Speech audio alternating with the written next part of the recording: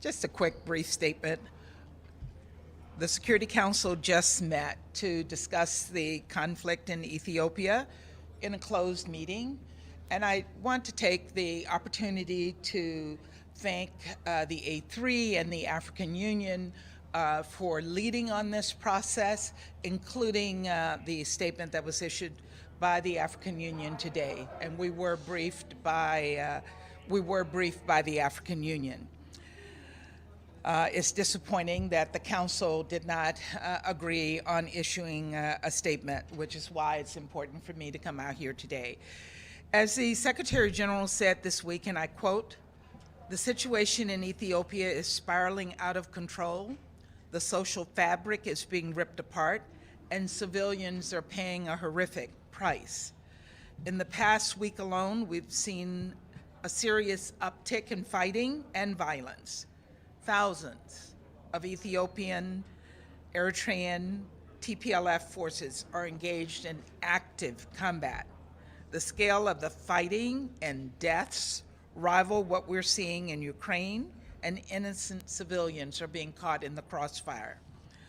Over 2 years of conflict, as many as half a million people have died, and the United States is deeply concerned about the potential for further mass atrocities, and we all should be.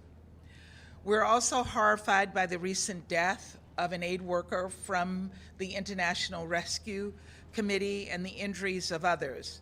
We heard today that a total of 26 humanitarian workers have been killed over the course of the past 2 years. That's approximately 2 per month. This tragedy underscores the serious dangers facing humanitarian workers in the region. And as I told the Security Council just now, it's past time for all of the parties to lay down their weapons and return to peace. It is past time for a cessation of hostilities and for unhindered humanitarian access to all those in need. And it is past time for your Eritrean Defense Forces to halt their joint military offensive and for Ethiopia to ask Eritrea to withdraw its soldiers from northern Ethiopia. We're pleased that the AU announced that peace talks will begin on Monday in South Africa, and we welcome the strong statement made by the African Union the AU Peace and Security Commission today. And we welcome the stated commitment by the governments of Ethiopia and Tigray regional authorities to participate in these meetings. It is critical that all of the parties seize this opportunity and engage seriously in talks to bring an end to the fighting and the suffering of the Ethiopian people.